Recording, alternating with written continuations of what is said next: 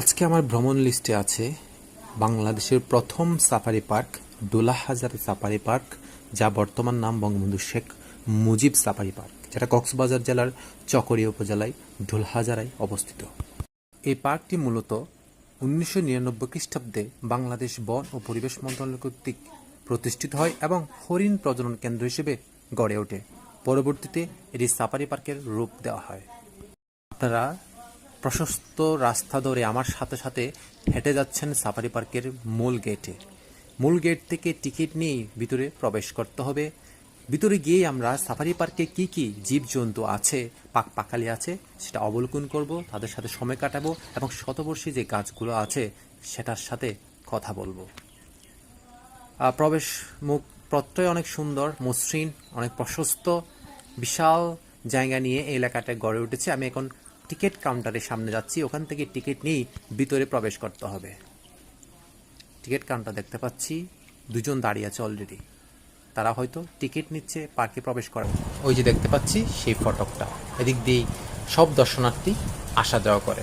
এখন আমি প্রবেশ করছি বঙ্গবন্ধু শেখ মুজিব সাফারি পার্কে।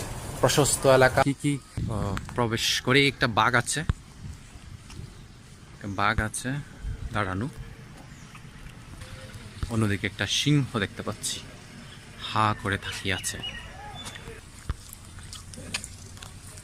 একটা বিশাল আকৃতির জিরাফ, খুব সম্ভবত নতুন করেছে, দেখতে একদম জীবন্ত মনে হচ্ছে।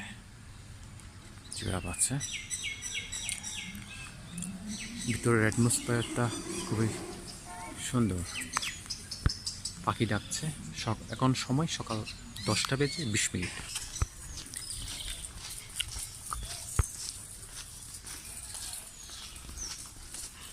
সো এখানে একটা ছোট্ট নির্দেশিকা দেওয়া আছে, সেখানে লেখা আছে গান বাজনা ও হইচই করবেন না, বন্যপ্রাণীদের খাবার দিবেন না ও বিরক্ত করবেন না, নির্দিষ্ট স্থানে আবর্জনা ফেলুন, পাবলিক টয়লেট ব্যবহার করুন ও নির্দেশিত রাস্তা ব্যবহার করুন। খুব সুন্দর করে বলে দেওয়া আছে কী কী করবেন, কী কী করবেন না। এভাবে যদি আমরা সবাই মেনে চলি, তাহলে আমাদের বাংলাদেশের পর্যটন শিল্প বিকশিত হতে আর বেশি দিন দূরে নয়। আমার পাশে এদিকে ডান সাইডে একটা রাস্তা আছে এবং বাম সাইডে একটা রাস্তা গিয়েছে। এখন আমার সিদ্ধান্ত নিতে হবে আমি কোন দিকে যাব।